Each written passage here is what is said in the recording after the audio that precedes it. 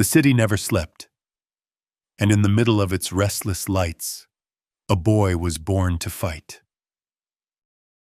Queens, New York, loud, cold, and alive. A place where dreams were built from dust and concrete. In one corner of that city, a young boy looked at the skyline, not with fear, but with fire. His name was Donald Trump, and from the very beginning, he refused to be ordinary. While other children played, he planned. While others followed, he questioned, and he pushed. He was raised in a world of money and order, but deep inside him burned a storm that couldn't be controlled. His father, Fred Trump, believed in hard work. His mother, Mary, believed in heart. Between those two forces, toughness and tenderness, a leader was quietly being shaped. Every rule he broke, every punishment he took, was fuel for something bigger, ambition. He wanted to build, to rise, to conquer the skyline that once towered over him. And he would, brick by brick, deal by deal. But before the world knew his name, he had to learn the price of greatness. Because every empire begins not with gold, but with grit.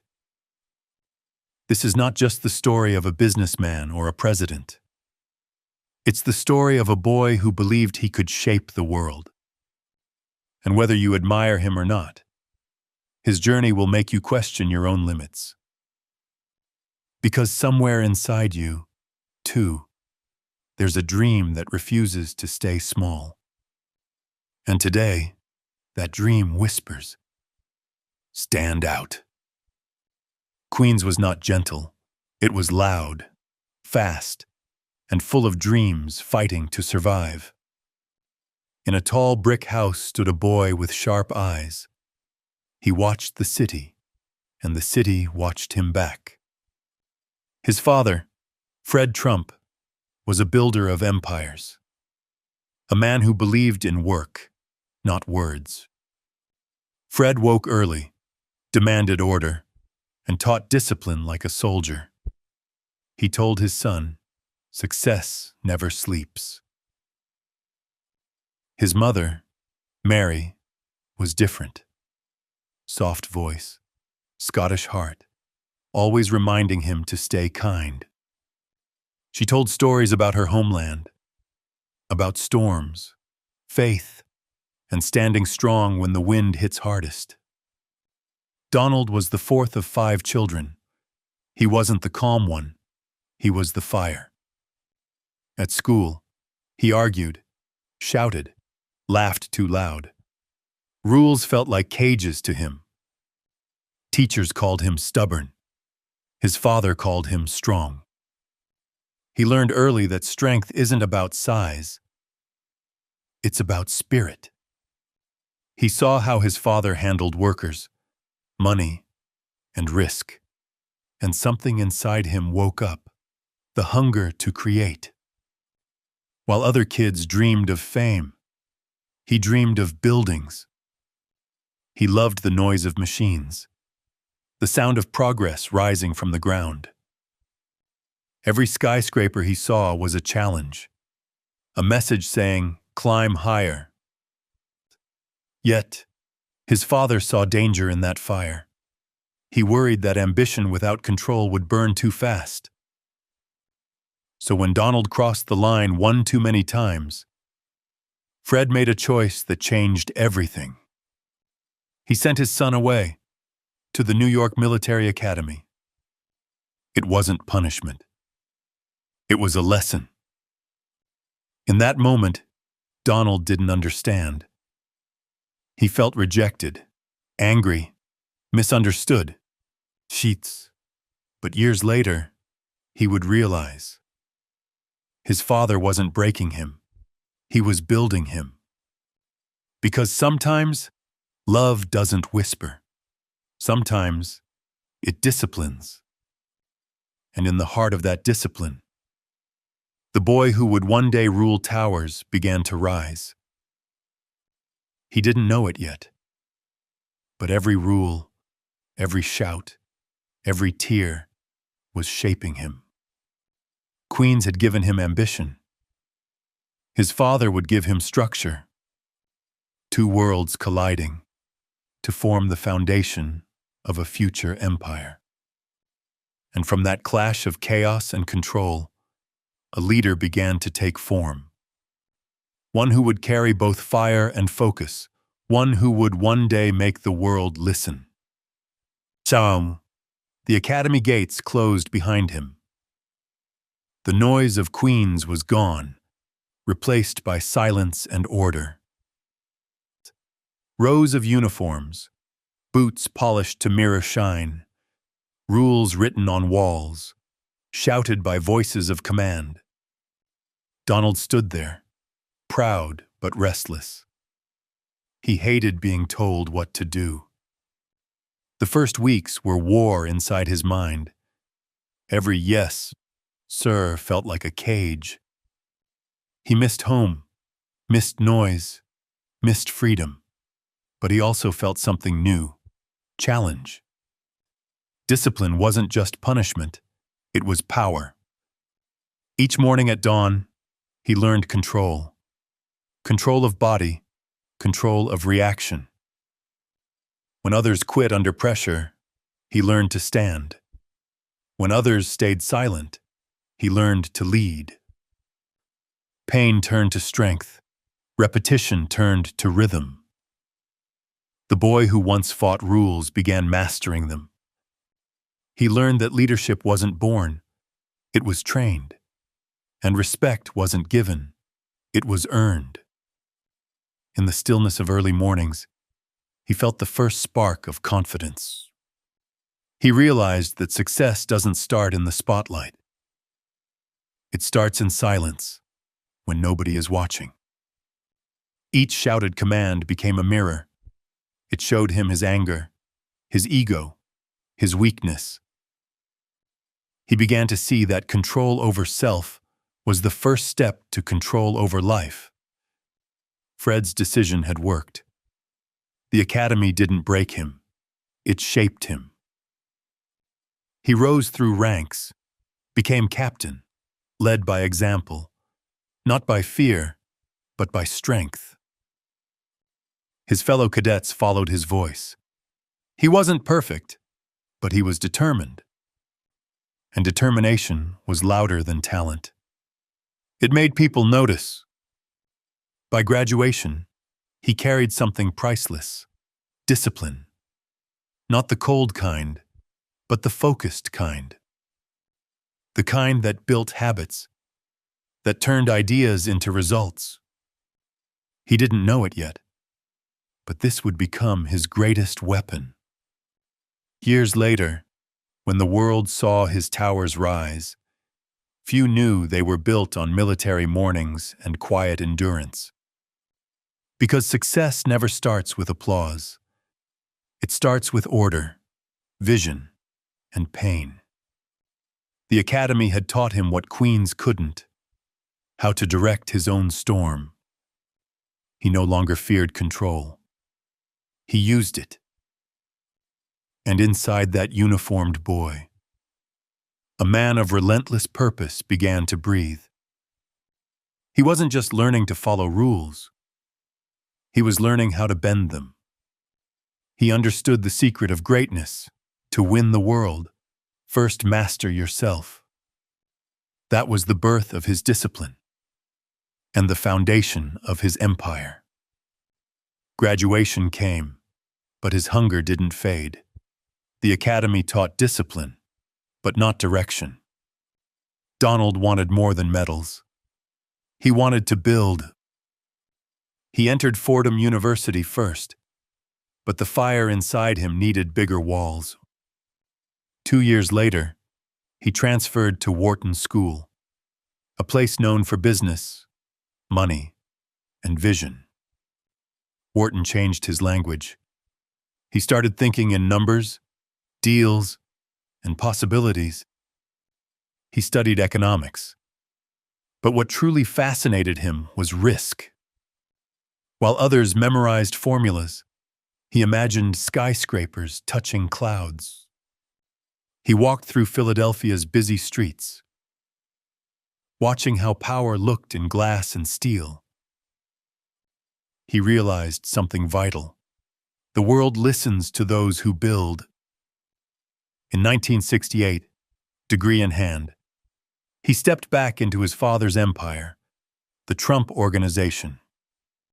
His father, Fred, had already made millions. But Donald didn't want to maintain. He wanted to expand.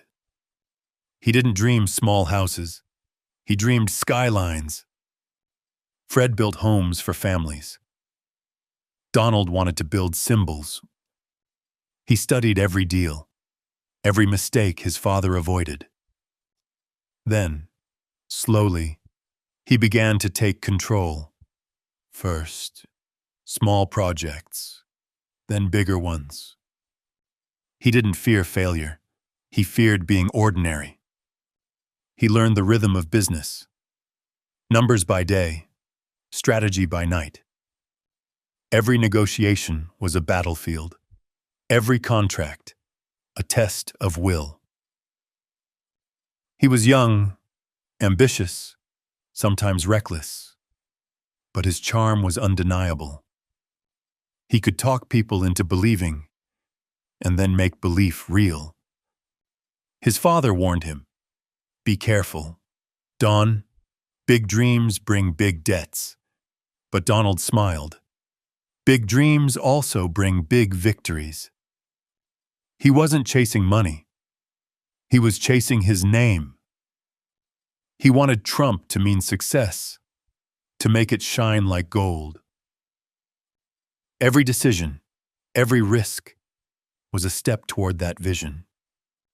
He began searching for something grand. His first signature project. A chance to prove he wasn't just Fred's son, but his own man, his own legend. In the late 1970s, that chance appeared, an old hotel called the Commodore. People saw decay and dust. Donald saw potential. The city had forgotten the building, but he saw a mirror, a sleeping giant. He knew it was risky, but his instinct screamed, "This is it." He went all in, energy, strategy, courage. And once again, the fire inside him took control. Because when Donald Trump looked at broken things, he didn't see failure. He saw future. That vision would soon define him, the power to turn what's dying into what's shining. He was no longer a student or a son. He was becoming a builder. And this was only the beginning of the empire he had promised himself to create. The Commodore Hotel stood like a ghost. Old walls, broken windows, silent halls filled with dust. Everyone said it was useless, too risky, too damaged, too far gone. But Donald saw something else. He saw opportunity hiding beneath the decay. He walked through the dark corridors, imagining light, glass, and gold. Where others saw loss, he saw possibility. He studied the numbers, the land, the taxes. He spoke to city officials, to banks, to investors. Every door closed in his face. "You're too young. It's impossible. Forget it." But Donald didn't quit. He knocked again, louder this time. He used charm, persistence, and vision. And slowly, the walls began to move. He found partners who believed in his fire. One by one, he turned no into maybe, and maybe into yes. The deal was complex. But for Donald, It was war worth fighting. He convinced the city to give tax breaks. He convinced Hyatt to join as a brand. And with those moves, a dying hotel began to breathe again. The project took months of struggle, sleepless nights, meetings, doubts, and near collapse. But he pushed through every obstacle. He refused to let fear write the ending.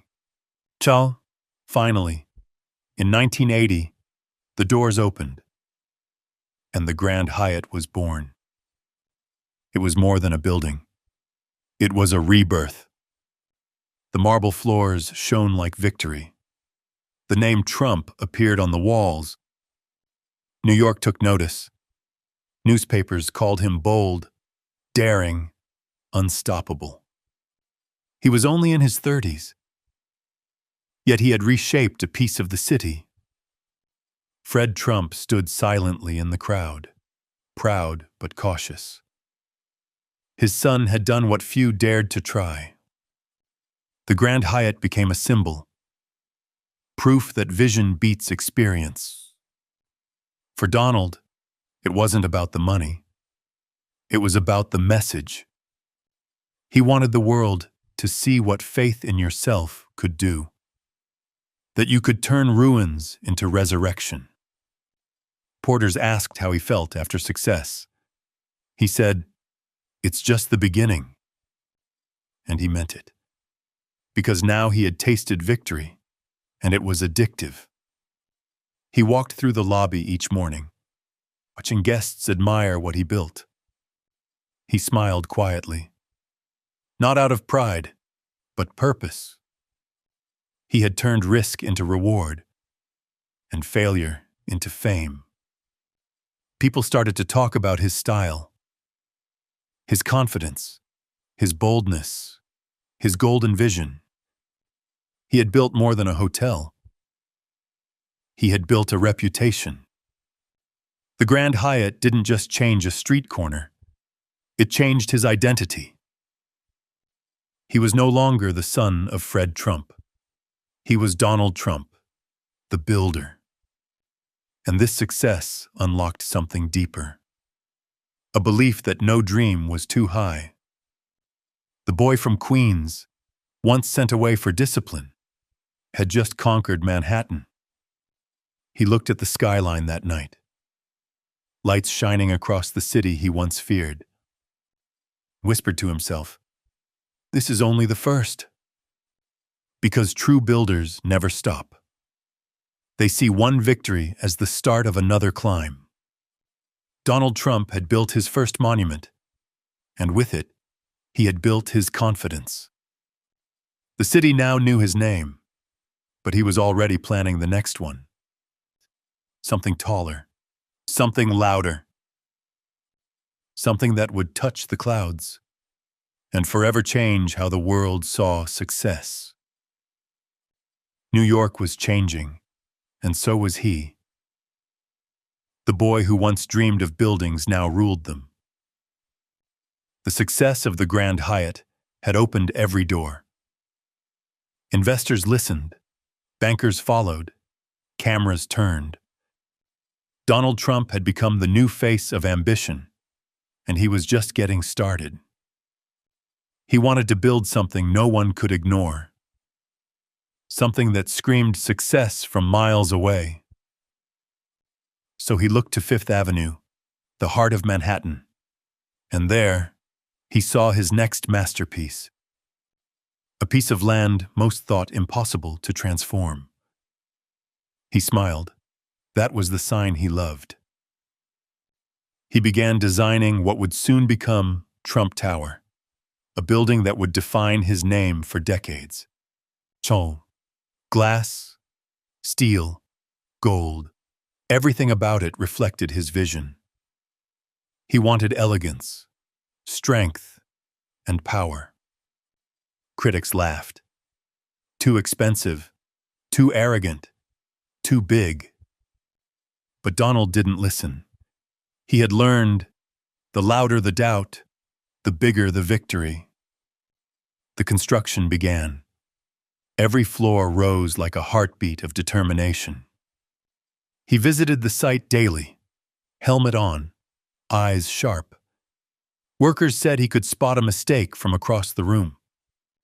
He pushed, planned, demanded perfection.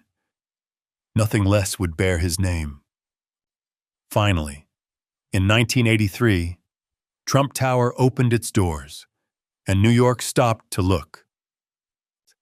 The marble lobby gleamed like sunlight trapped in stone. The name Trump shone above the entrance, unmissable. It wasn't just a building. It was a statement. Luxury shops, offices, apartments, everything screamed prestige. The rich came, the famous followed, the curious admired. Trump Tower became the symbol of success, and Donald became the symbol of confidence. He had done it. He had built a monument to his dream. The city that once challenged him now carried his mark. Reporters called him the Golden Man of Manhattan. Magazines called him the American Dream in a suit. He appeared on TV, smiling, confident, unstoppable. People wanted to see him, to learn his secrets. He wasn't shy about his image. He turned himself into a brand. Trump was no longer just a name. It was a promise of excellence. Every headline, every camera flash, made his confidence grow stronger. He moved through rooms like he owned them, and in a way, he did. He bought hotels, casinos, yachts, and turned everything he touched into gold. The 1980s were his golden age. Every deal was louder, every move bigger. He had power, money, fame, but most of all, momentum. Yet behind the glamour was discipline. The same fire from the military academy still burned inside. He woke early, worked relentlessly, demanded results. He believed greatness required obsession. And he was right. But obsession comes with a cost. Every success brought more pressure, more eyes, more envy. People started watching not just his wins, but waiting for his fall. Donald didn't care. He had one rule: never show weakness. He smiled at the cameras, even when storms brewed behind the scenes. He was learning that fame is a double-edged sword. It shines bright, but cuts deep. Still, he didn't slow down. He couldn't. Speed was his nature. He kept expanding, buying properties in Atlantic City, Palm Beach, and beyond. He built casinos with chandeliers like galaxies. He wanted every guest to feel wealth, power, luxury. It was excess, yes, but also vision. He was designing an empire. The world watched, half in awe, half in doubt. But Donald only heard the sound of progress. He had become more than a businessman. He was a movement, the personification of ambition. And for a while, it looked like nothing could stop him. New York glittered with his towers. Magazines covered his every move. He was the headline, the brand, the story.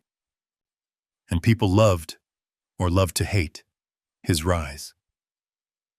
But deep inside, he knew something the world didn't.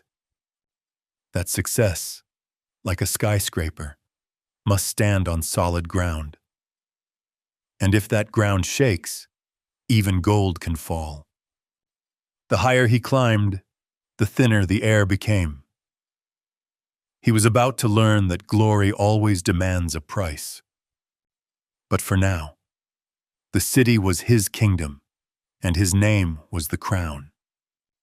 Trump Tower had not just changed the skyline, it had changed him.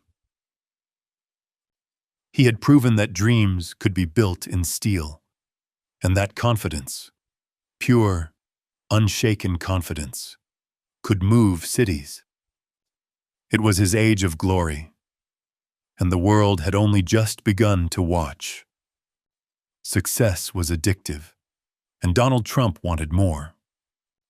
Trump Tower had made him a symbol of triumph. But for him, one victory was never enough.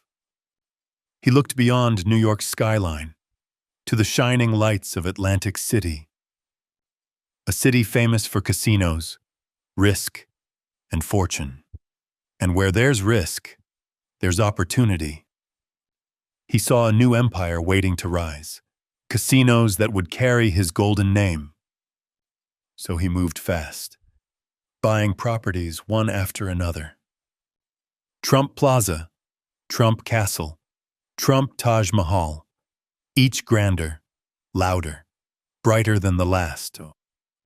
He wanted to build not just casinos, but experiences that screamed power.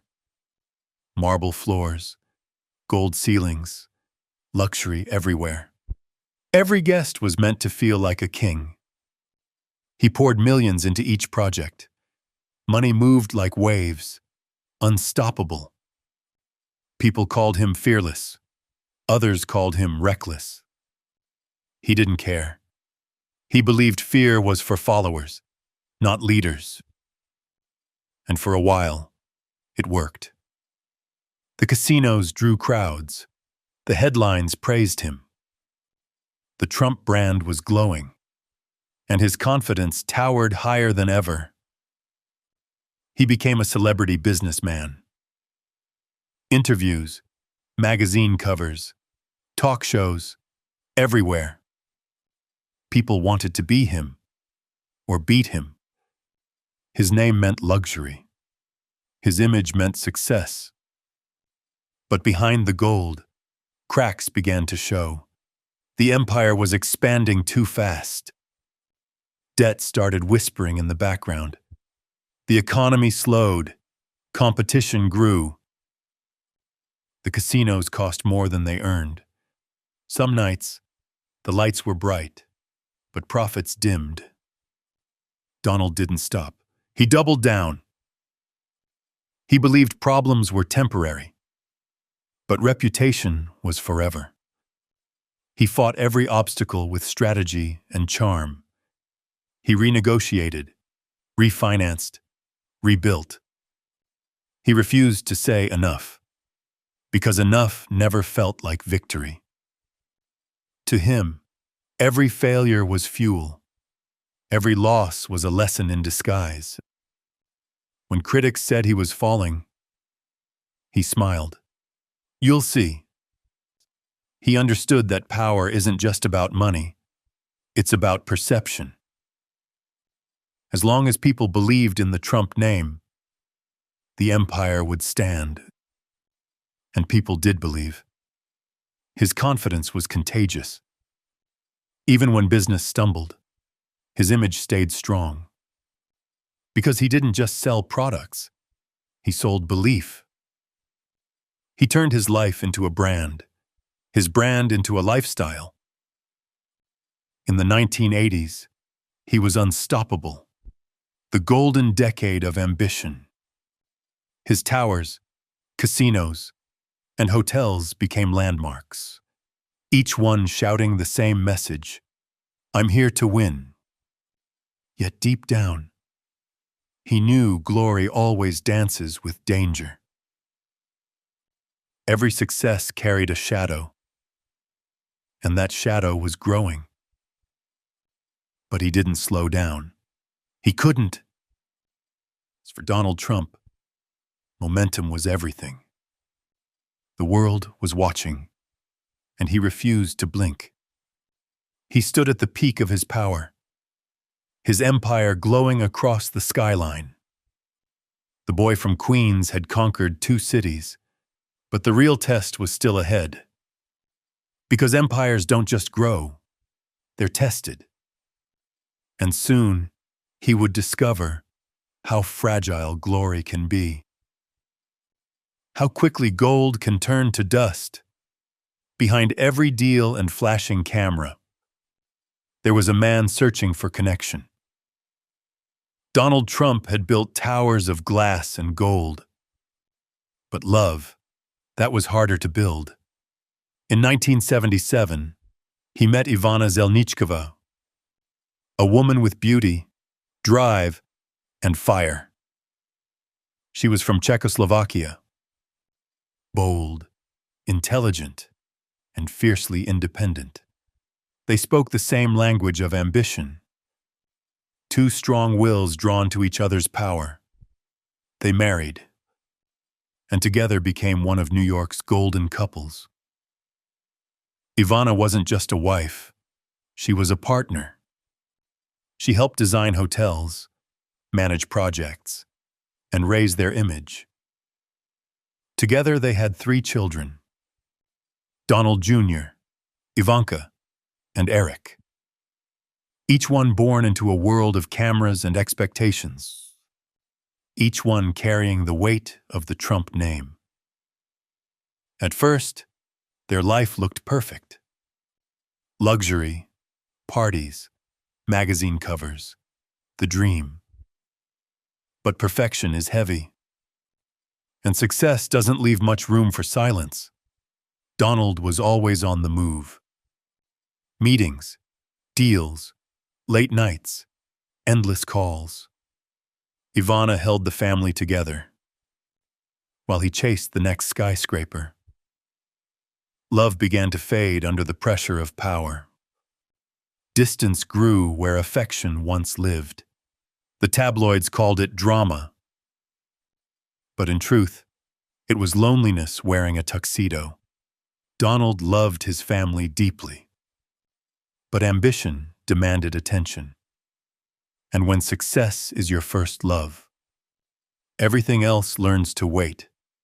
In 1992, after 15 years, they divorced, quietly but painfully. For the world, it was gossip. For him, it was loss. He had built an empire, but now part of his foundation cracked. Still, he refused to let bitterness win. He and Ivana stayed close, for the children. He taught them what he knew best.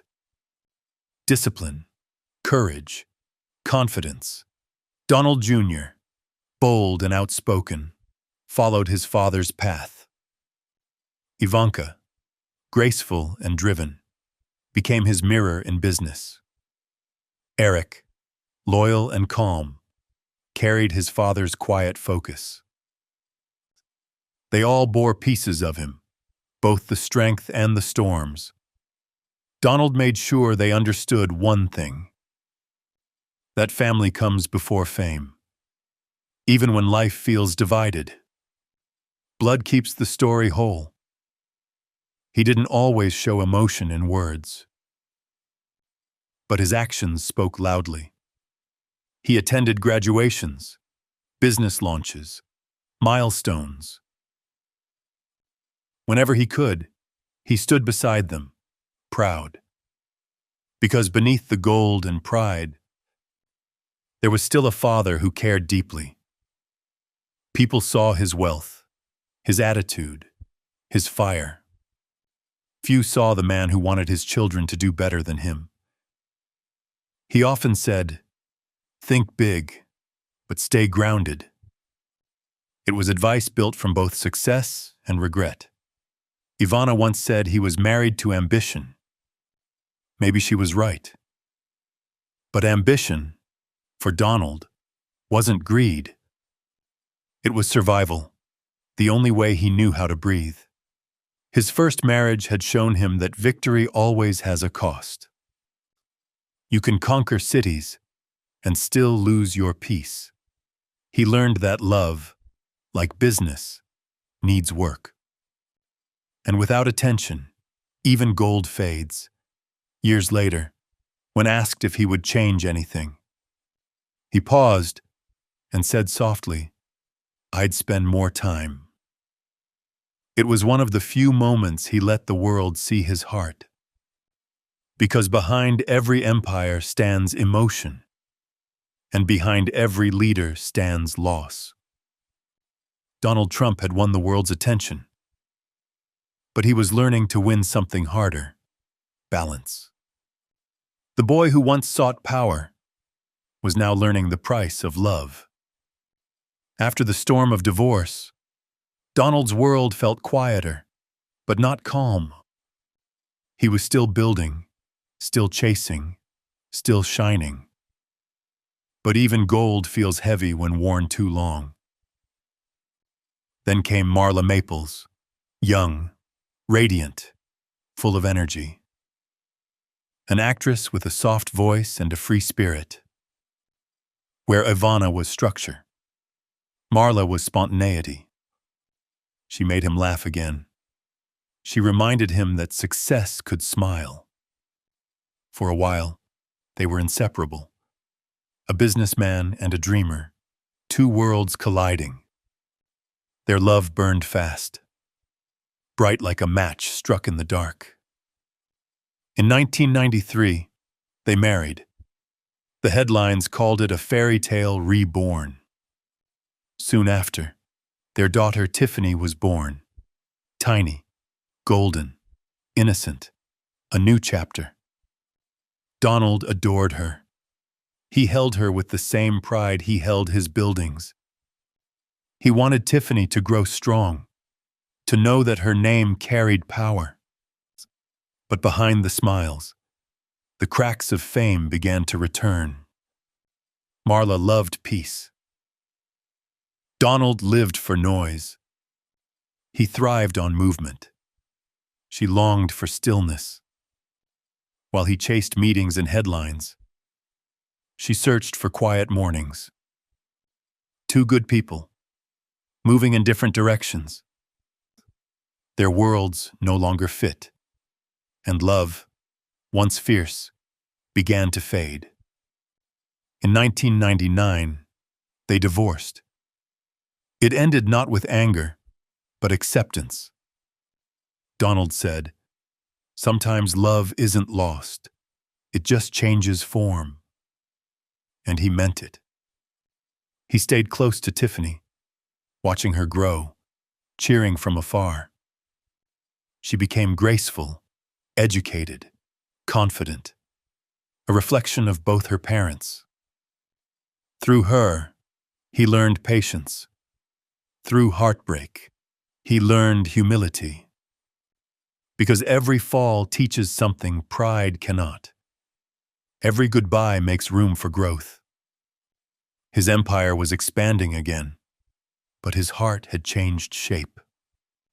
He was learning that love isn't about control. It's about understanding when to let go. Marla once said he had a heart built for victory. Maybe she was right, but it could still feel pain. Even as the cameras flashed, he carried a quiet gratitude. For every woman who walked beside him had shaped who he was becoming. Ivana gave him foundation. Marla gave him reflection. And soon, another would give him peace. A love that would last through storms and spotlight alike. Because even the man who built towers of steel still needed someone who could stand beside his fire and stay. And fate, as always, was already preparing that meeting.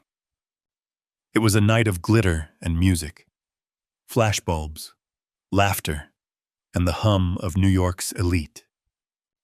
And in that light, he saw her, Melania Knaus, a model from Slovenia. Elegant, calm, unshaken by fame.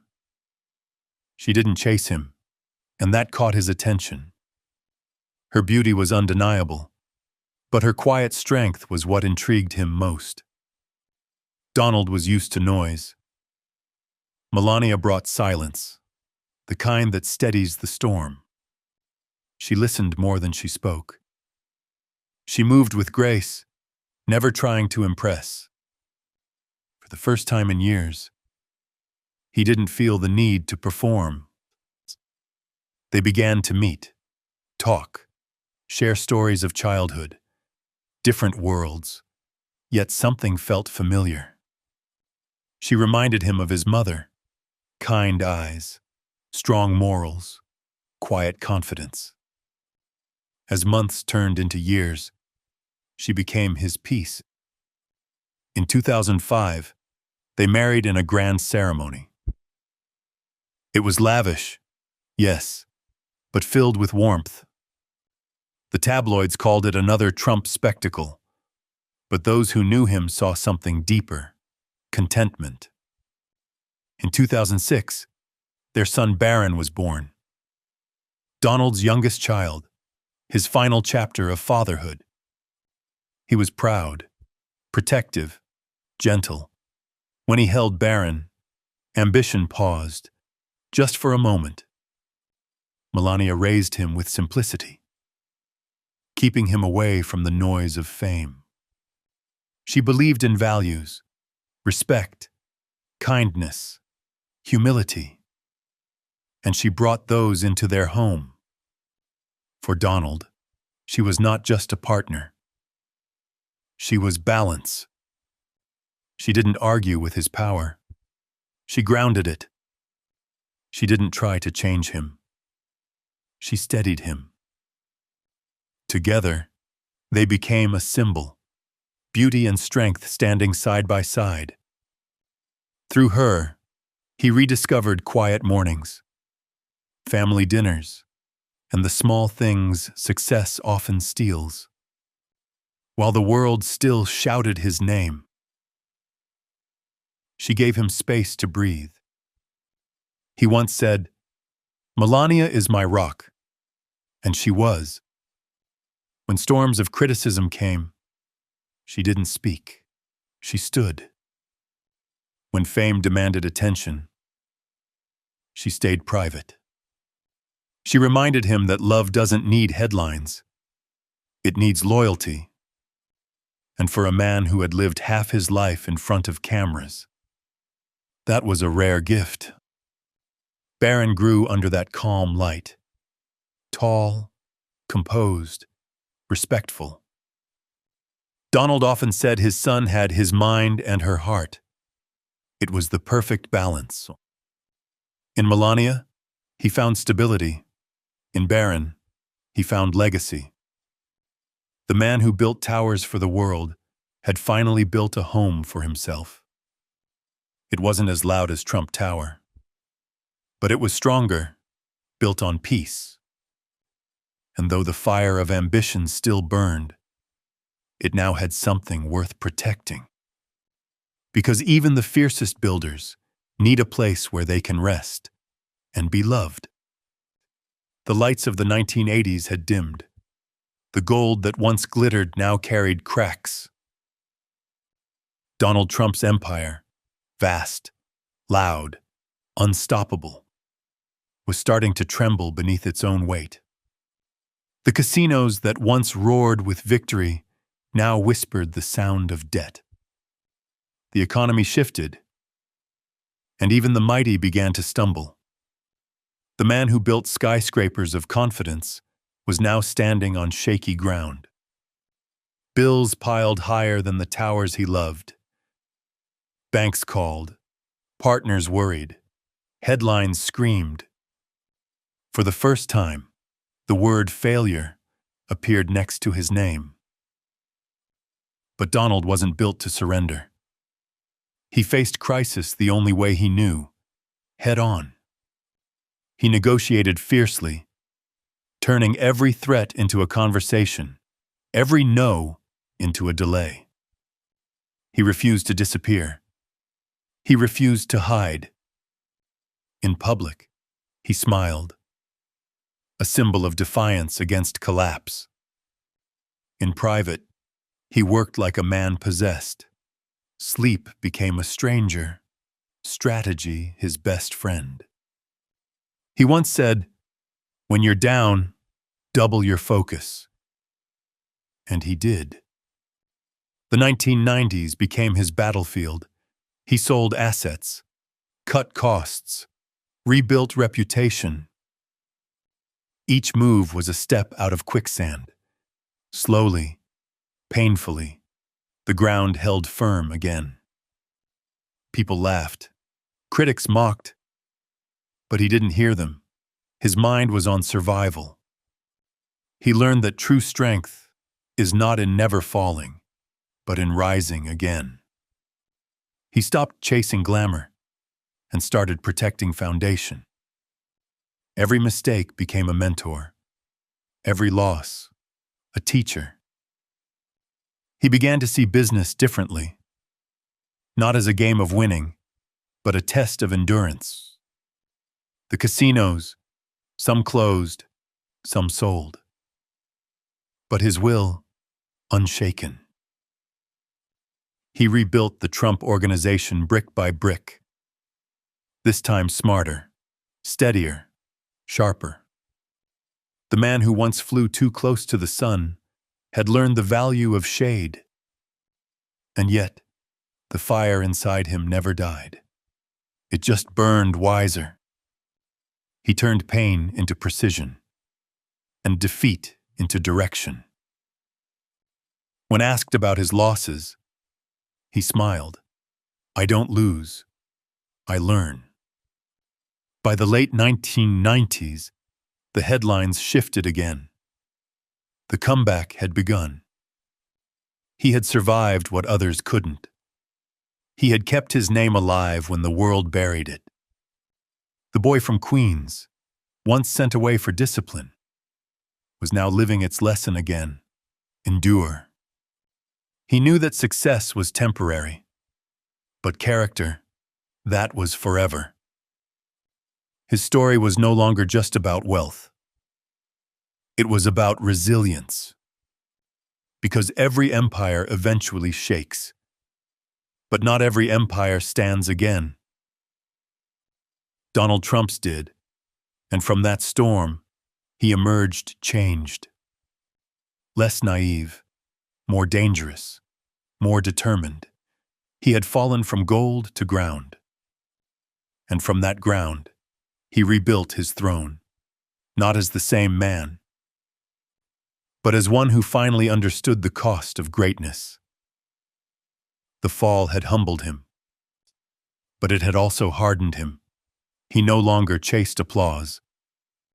He chased control, because he now knew the truth.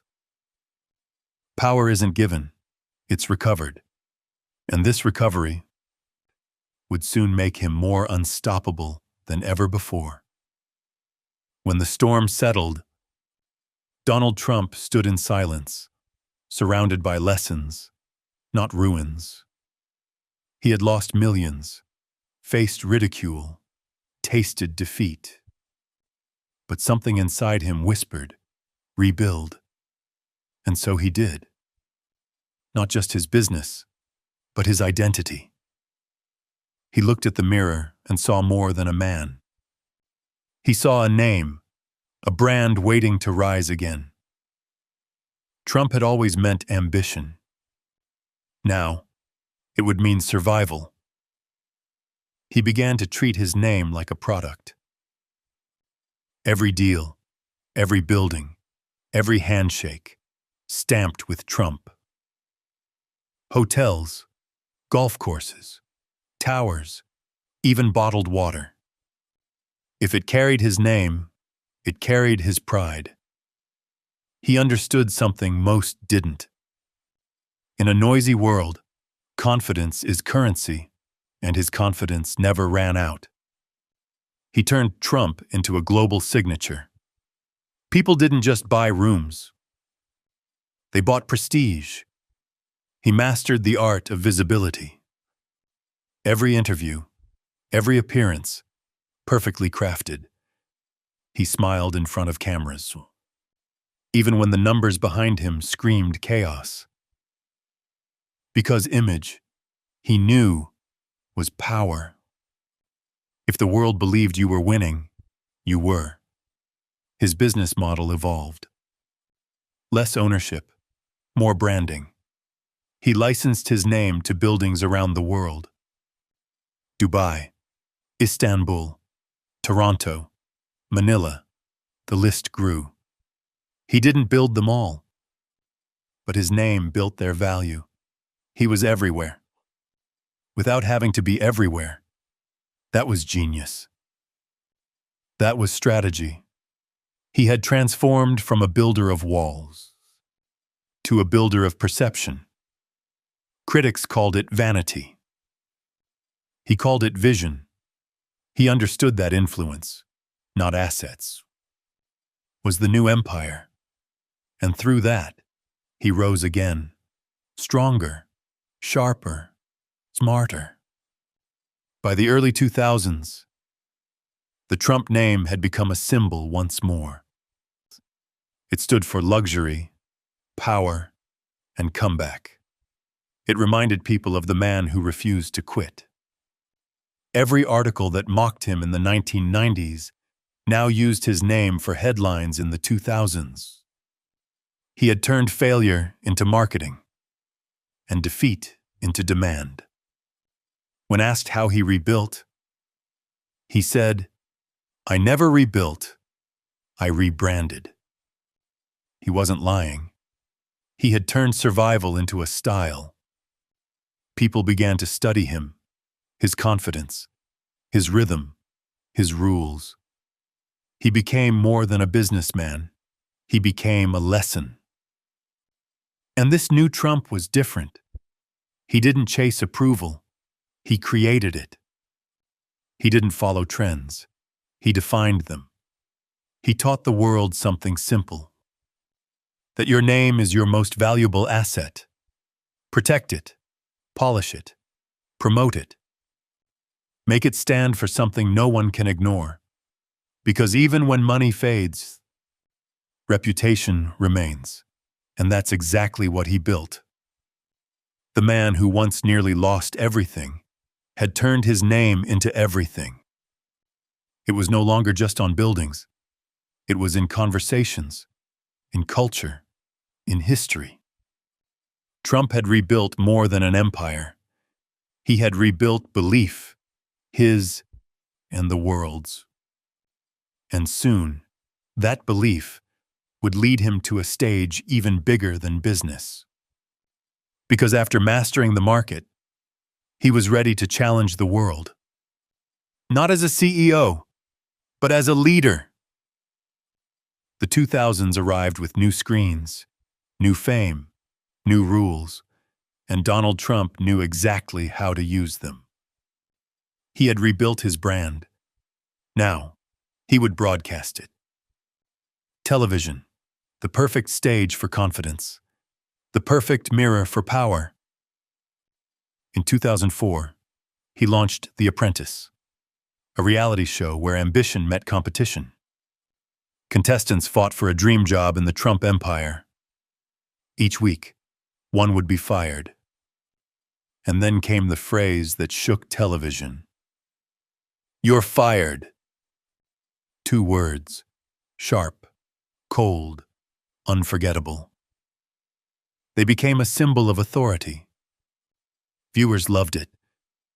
They watched every gesture, every pause, every decision.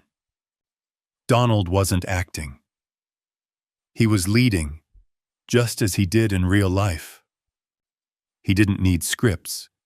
He had presence. He wasn't just a businessman anymore. He was a character, larger than life. The show exploded in ratings. Millions tuned in every week. He became a household name across America, a teacher of ambition, a face of success. Young people quoted him. Entrepreneurs studied him. He became the personification of drive, of taking control. The Apprentice was more than entertainment. It was inspiration, packaged in gold. Each episode ended with a lesson. Each contestant left with a story. People didn't just watch for drama. They watched for motivation. And Trump delivered both, perfectly. His office became a stage, his words a brand. The show reminded the world who he was. A man who built, commanded, and decided. It was the comeback everyone had underestimated. The fallen tycoon was now a television star. But not just that, a cultural icon. He proved that influence isn't limited to boardrooms. It can live through screens. His confidence, his suit, his tone, everything became part of the legend. "You're fired" echoed in classrooms, offices, parodies. It was power made simple. And Donald understood. Simplicity sells. Behind the scenes, his businesses flourished again. Hotels reopened. Golf courses expanded. Deals multiplied. The Trump Organization was breathing with new life. Fueled by fame, protected by image. He had mastered another battlefield. Media. Where others sought applause, he sought control. And he had it. The narrative, the spotlight, the momentum. He was not just surviving success, he was directing it. By the end of the decade, his face was more recognizable than most world leaders. He had become the symbol of boldness and the proof that comebacks are possible. The Apprentice ended some years later, but its echo never stopped. It had introduced him to millions and reminded him of something powerful. People didn't just want to watch success, they wanted to follow it. And deep inside, a new thought began to grow. What if he could lead not just a company, but a country? The stage had changed before. It could change again. And Donald Trump was ready for his next role. Power had always fascinated him, not just money, but influence. The kind that moves nations, not just markets. For years, Donald Trump had spoken about politics. In interviews, in speeches, in casual remarks. He criticized weak leadership and promised he could do it better. At first, people laughed. He's a businessman, not a politician. But they underestimated his greatest strength, connection. He understood people, their fears, their hopes, their anger. He saw a country divided, workers struggling, factories closing, faith fading. And he felt a fire rising inside him again. A different kind of ambition, purpose. In 2015, he walked down the golden escalator at Trump Tower. Melania beside him, cameras flashing, the crowd roaring. He stepped onto the stage, looked straight into the lens, and said the words that would shake America. "I am officially running for President of the United States." The crowd exploded. Some cheered, some laughed, but everyone listened. And that's how it began. His slogan was simple, unforgettable. "Make America great again." 4 words that spoke to millions. Not just about politics, about pride. He talked about jobs, factories, families.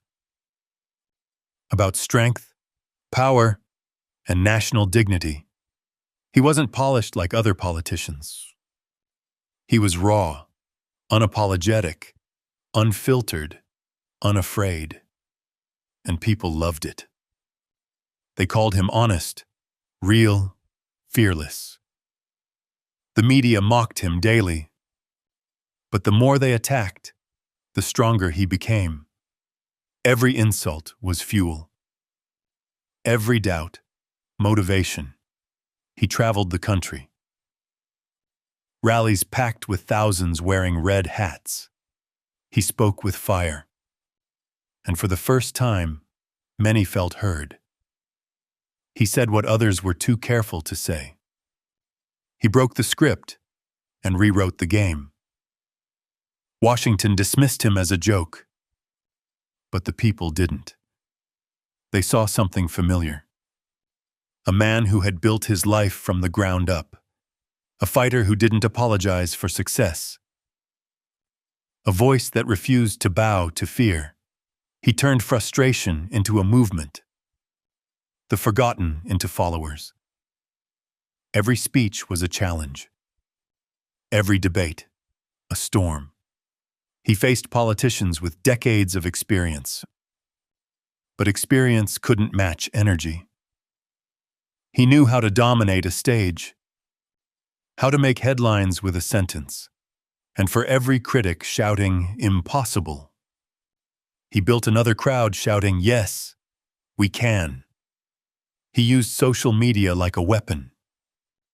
Direct, bold, unfiltered, while others played politics.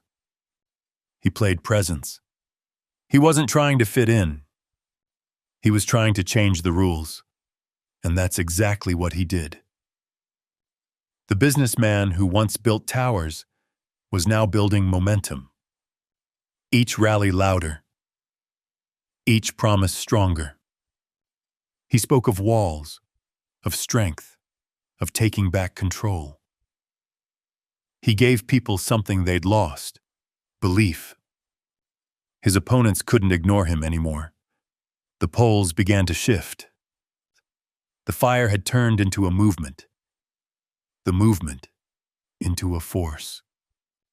He had done what no one thought possible. He made politics exciting again.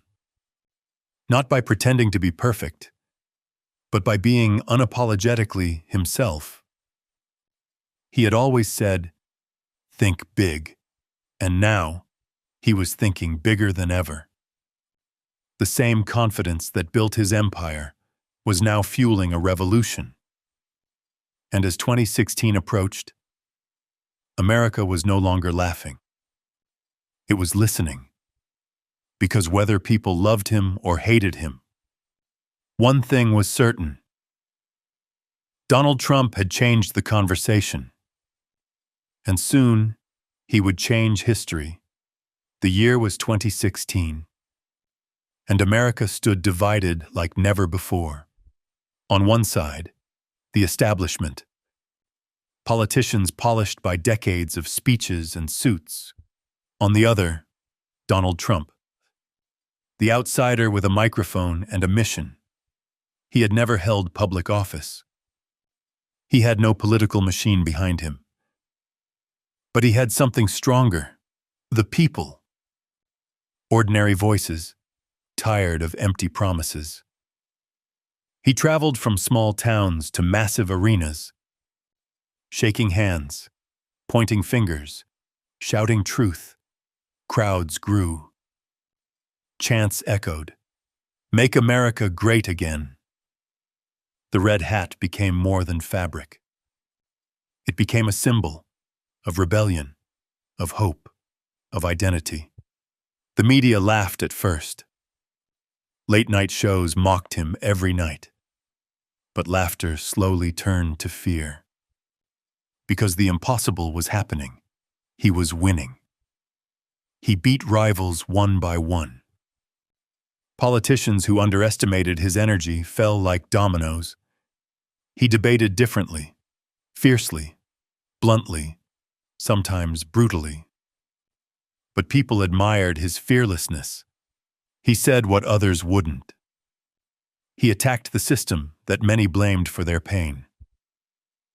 Every insult from the press became free publicity. Every controversy, another headline, another spotlight. His name filled every screen, every conversation, every home. And slowly, the idea of impossible began to crack. He faced Hillary Clinton. Experienced, powerful, certain of victory. Most polls predicted her win. The experts said it was over. But Donald Trump didn't play by predictions. He played by instinct. He spoke to emotions, not policies. To hearts, not headlines. He reminded people of factories lost, dreams broken, pride forgotten. He promised to restore jobs, rebuild borders, and put America first. For some, his words were hope. For others, they were fire. But love him or hate him, no one could ignore him. Election night arrived, November 8th, 2016. The world held its breath. At first, the results seemed certain. Hillary was ahead. Then slowly, the map began to turn red. Florida, Ohio, Pennsylvania. One by one, the swing states shifted. Commentators stared in disbelief. Voters cheered in shock. And when the final numbers arrived, the world changed. Donald J. Trump had done the impossible. He was the 45th president of the United States. The outsider had beaten the insiders. The builder had conquered the politicians.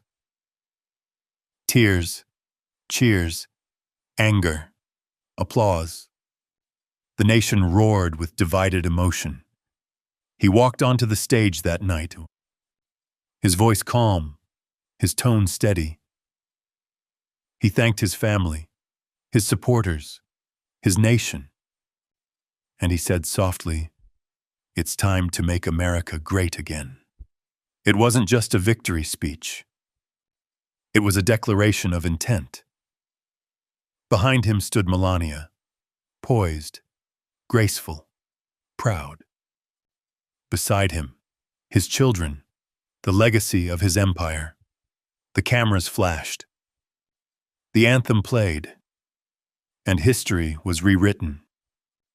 Because a man once told to stay in business had just entered the most powerful office in the world. To some, it was a triumph of courage. To others, a shock they couldn't accept. But to Donald Trump, it was destiny. The final stage of his lifelong climb. He had risen from Queens to the White House, from discipline to dominance. He had proven that faith and defiance could outshine prediction and doubt. And as he stood before the flag that night, he smiled, not as a politician, but as a fighter who refused to quit. Because every empire begins with belief. And every revolution begins with one voice that dares to speak. That night, Donald Trump didn't just win an election. He won the right to be remembered, not for perfection, but for possibility. He had shown the world that walls, even invisible ones, can be broken, and that sometimes the loudest dreamer becomes the leader of a nation. It was the victory no one expected, but the one he had always imagined. The impossible had just become reality. Power changes people. But for Donald Trump, it only revealed more of who he already was. He entered the White House with fire in his voice, and a promise that became his symbol, the wall. It wasn't just about bricks and borders. It was about control, about safety, about pride. He told the nation, "We will build a wall, and we will protect our country." Some cheered with hope. Others protested with anger. But no one stayed silent. Because Trump never built silence. He built storms. The wall was more than a project.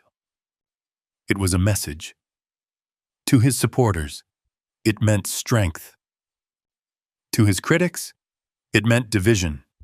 And that was the paradox of his presidency. Unity through conflict, power through resistance.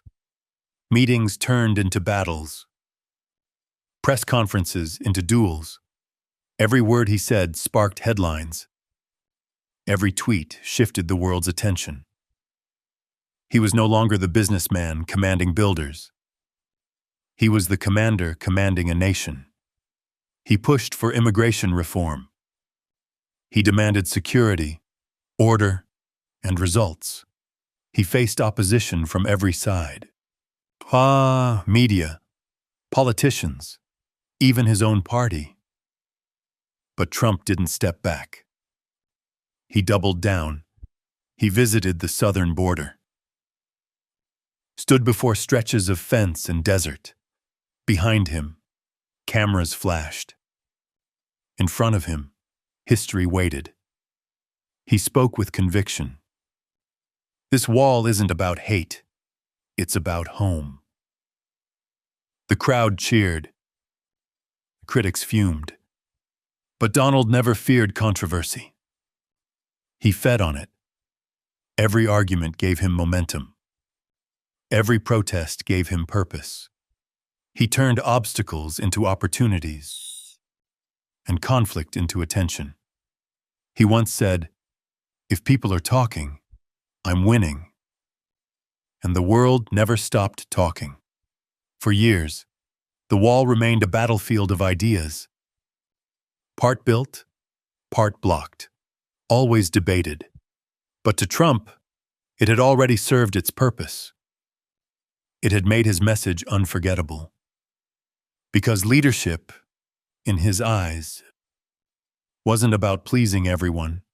It was about standing firm. And that's exactly what he did. Through criticism, through chaos, through every challenge, he stood.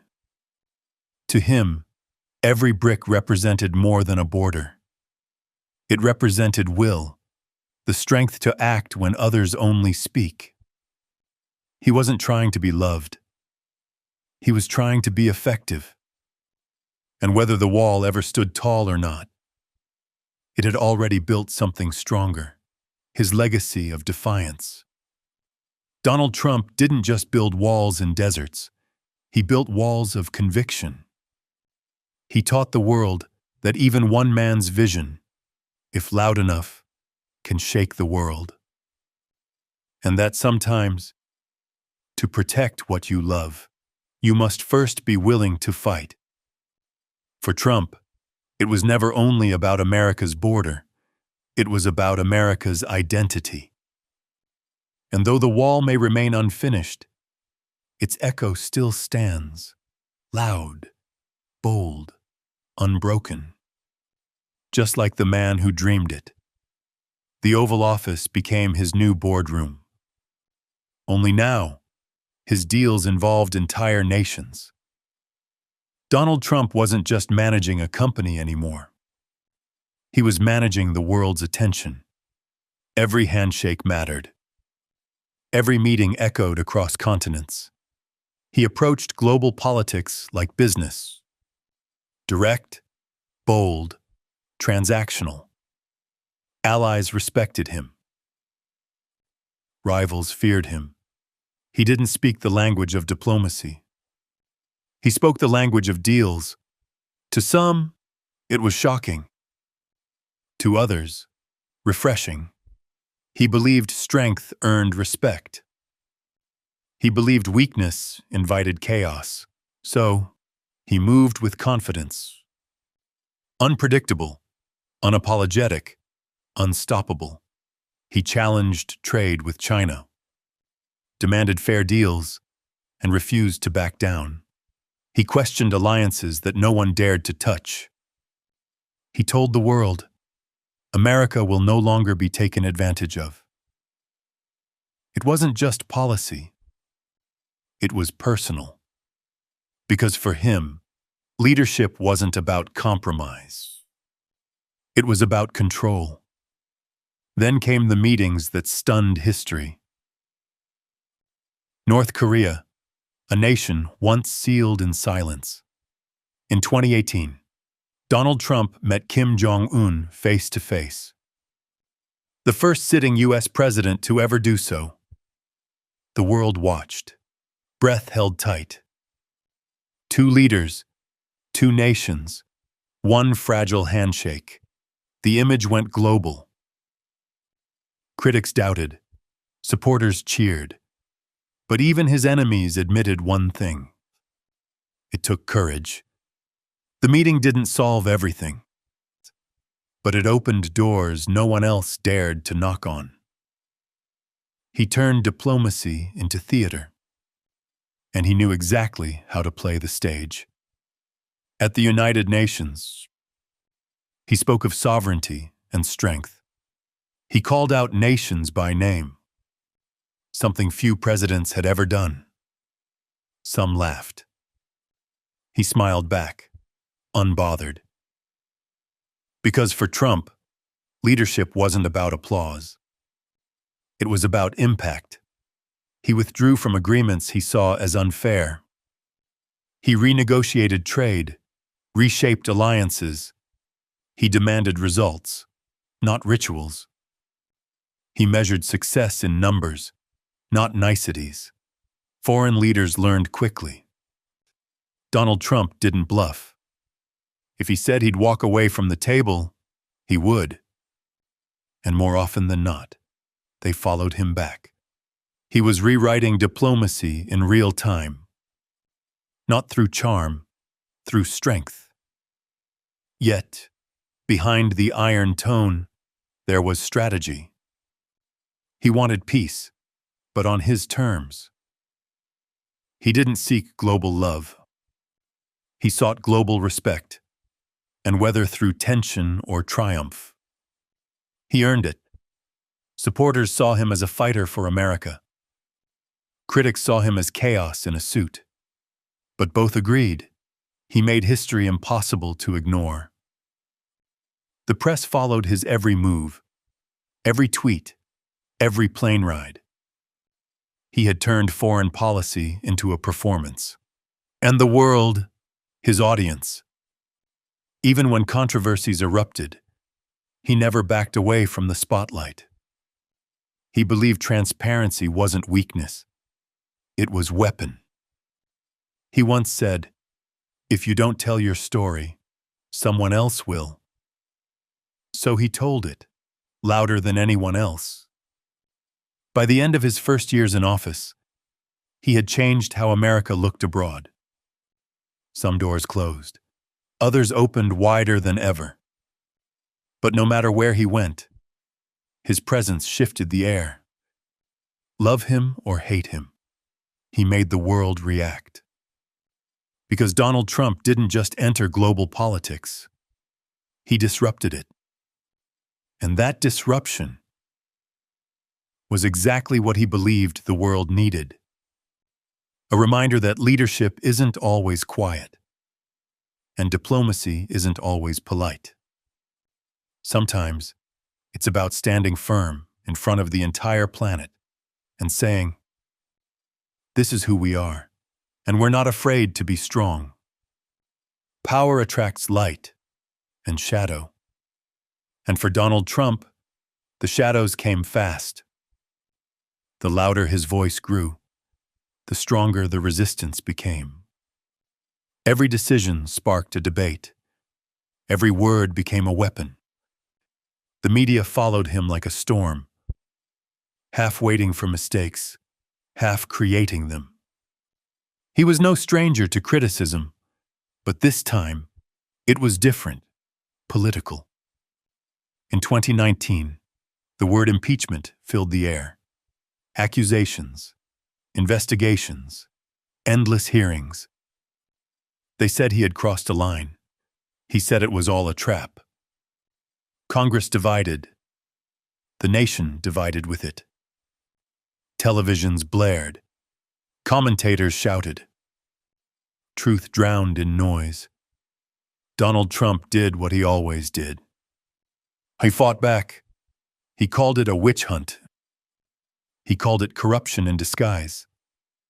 And millions believed him. They saw him not as guilty, but as targeted. His supporters filled arenas again. chanting his name louder than ever.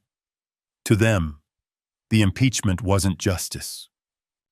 It was jealousy, and to Trump, it was just another obstacle to crush. He stood before cameras, face steady, voice strong. "They're not after me," he said. "They're after you. I'm just in the way." That line became a battle cry, a symbol of defiance. The hearings dragged on for months.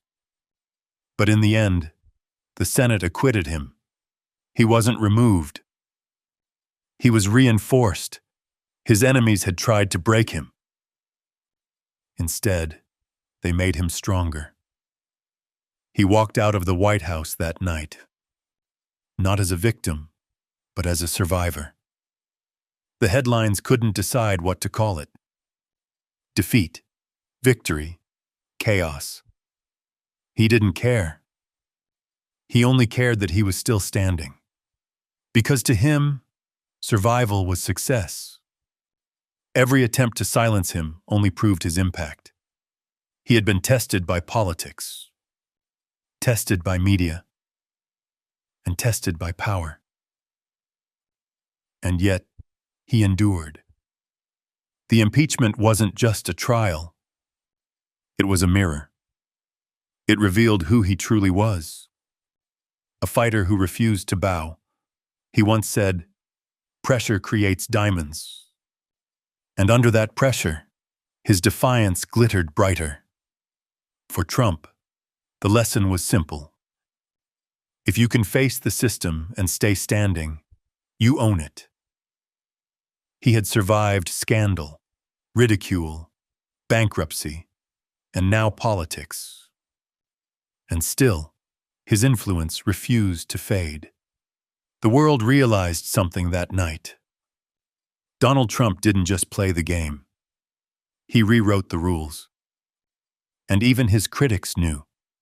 Whether he stayed or fell, his story would echo. Because love him or hate him, his resilience was undeniable. He had turned adversity into armor, and now, that armor shone with something rare: confidence. Not the kind built by applause, but the kind forged in fire. He had faced impeachment and walked out unbroken. That was Trump's way. Not silence, not surrender, but survival, loud, bold, and unforgettable. The year was 2020, and America was about to face another storm. 4 years of power had changed everything. Supporters praised him, critics sharpened their knives, and now, the time had come. The second election. His opponent, Joe Biden, calm, seasoned, measured. A contrast to Trump's fire and force. The campaign began in chaos. Pandemic, protests, fear in every corner. The world slowed down. But Trump refused to.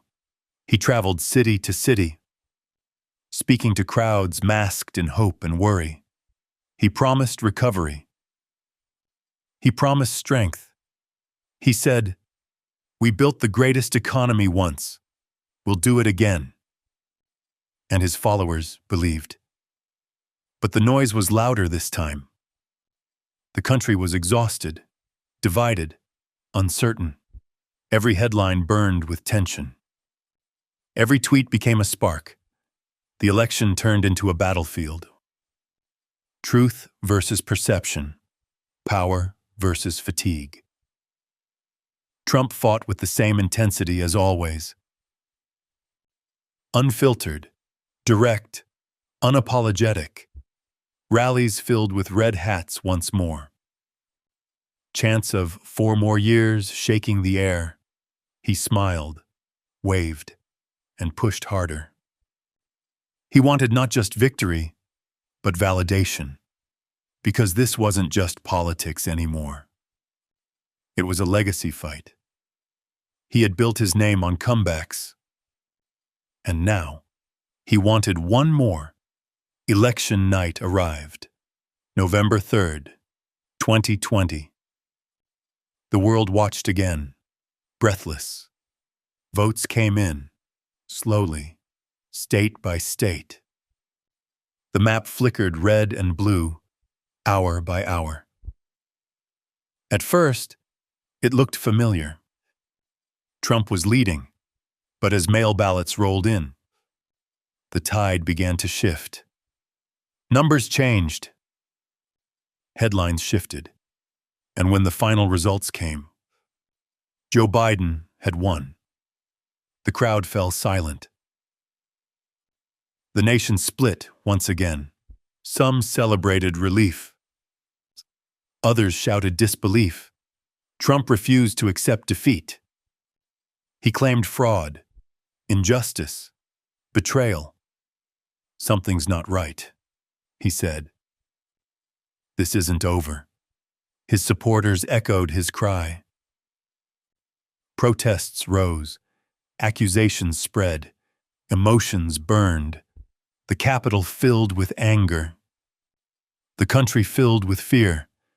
Then came January 6th, 2021, a day America would never forget. Crowds gathered at the Capitol building, furious, lost, and misled. A peaceful protest turned into chaos. The world watched in disbelief. Violence erupted where democracy once stood, and history marked it with pain. Trump was blamed, judged, condemned. Another impeachment followed, another storm, but his belief didn't break. He said, "I will always stand for America." And even as power slipped away, millions still stood by him. On January 20th, Joe Biden took office. Trump did not attend. He flew to Florida instead. Head high, eyes steady. The cameras captured a man leaving. But not defeated. He waved, smiled, and said, "We'll be back." And many believed he would. He returned to his world of business and golf, surrounded by loyalty and legacy. His name still lit towers. His followers still wore the red caps, because Trump was no longer just a man. He was a movement, one that refused to fade, even when history tried to close the book.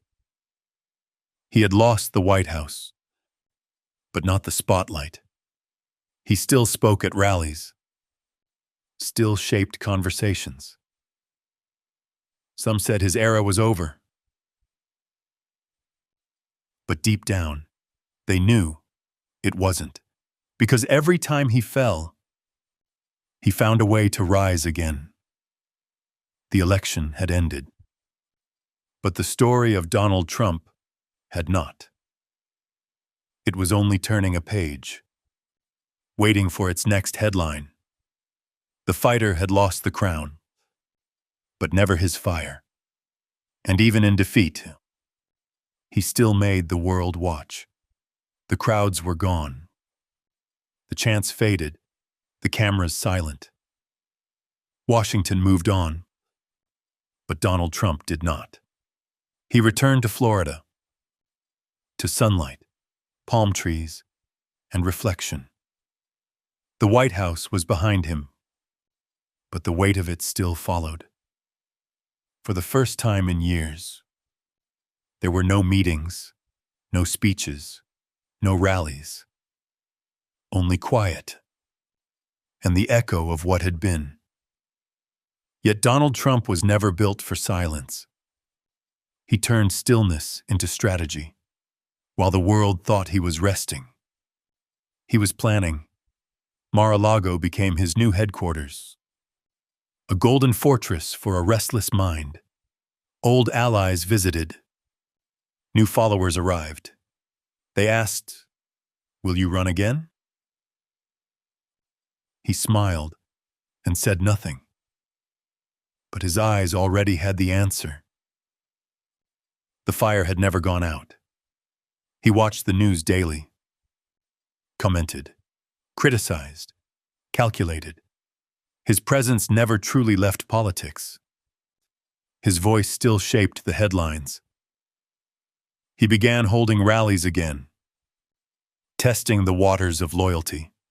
Crowds still came. Thousands, waving flags and hope. They hadn't forgotten him.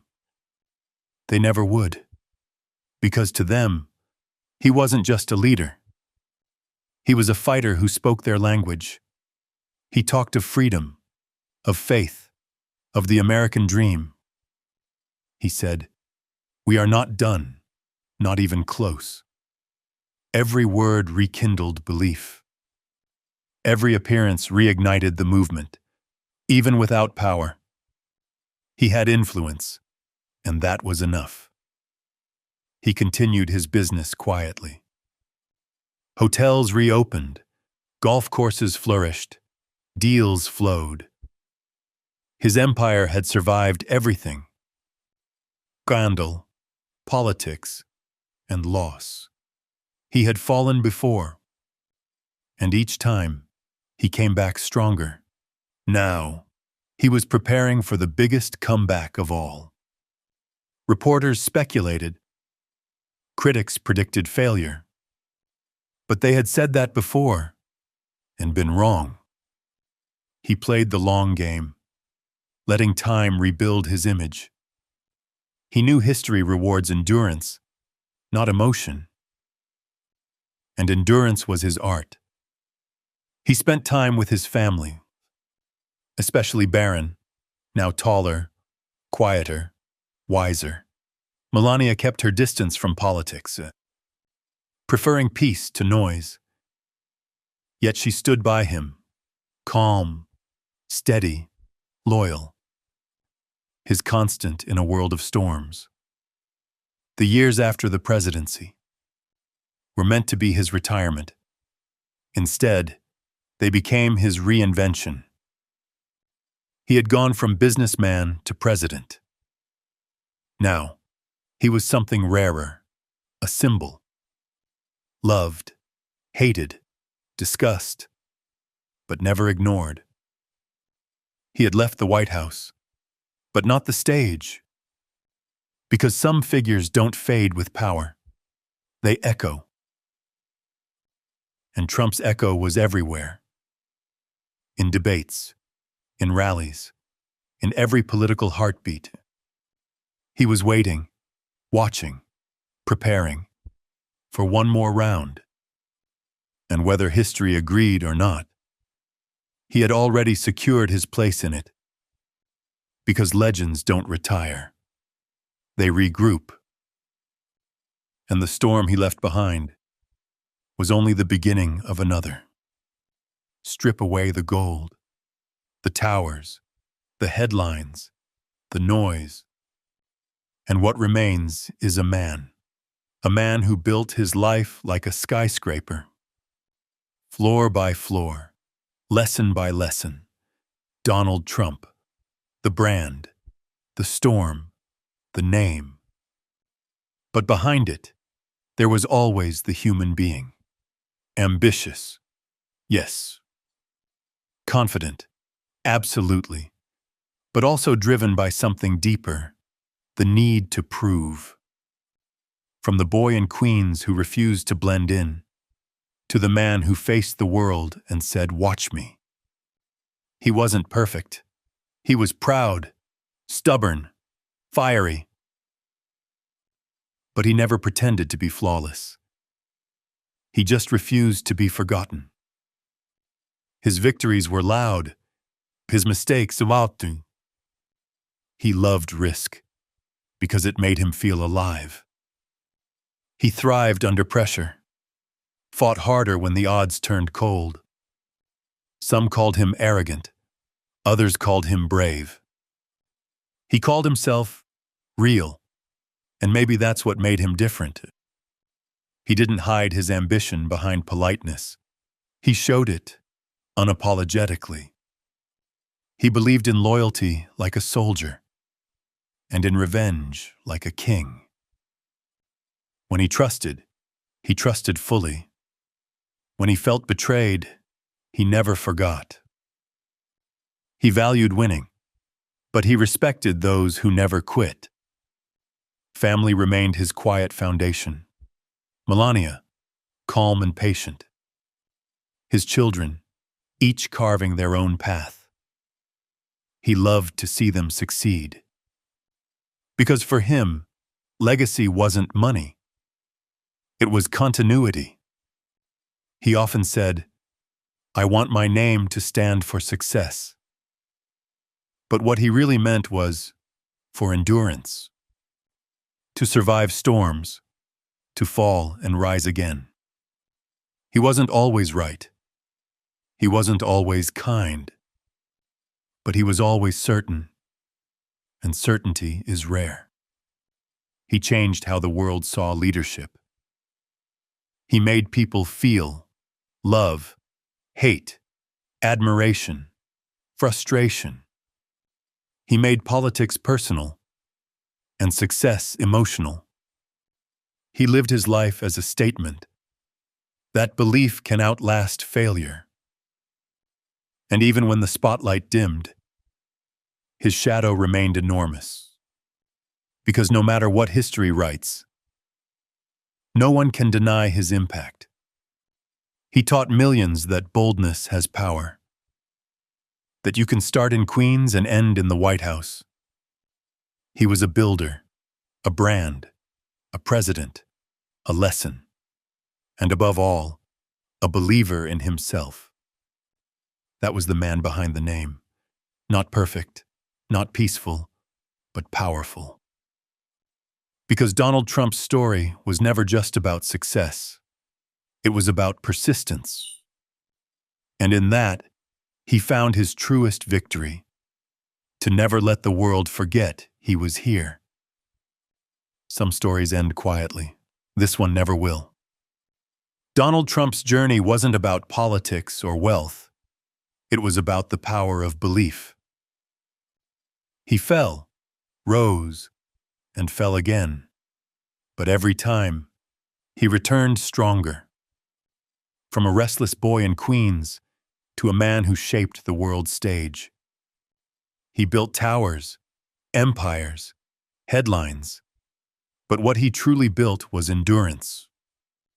People may argue about his choices, but no one can deny his will. Because even in chaos, he stood tall. Even when hated, he refused to hide. Even when defeated, he walked forward. He showed that confidence isn't arrogance. It's the courage to keep going when the crowd turns away. That greatness isn't perfection. It's persistence. And that dreams don't belong to the lucky. They belong to the relentless. So whatever you face in life, remember this. You don't have to be liked. You just have to be unstoppable. You don't have to win every battle. You just have to stay in the fight. Because one day, your story might inspire someone else to rise. That's the true victory. To leave a mark that outlives opinion. Donald Trump's life is proof that no matter how loud the world gets, your voice still matters. So stand tall, speak louder, and never let failure write your ending. If this story moved you, share your thoughts below. What did you learn from his journey? And don't forget to subscribe to English by Stories, where every tale teaches not just English, but courage to chase the life you deserve, because your story is still being written.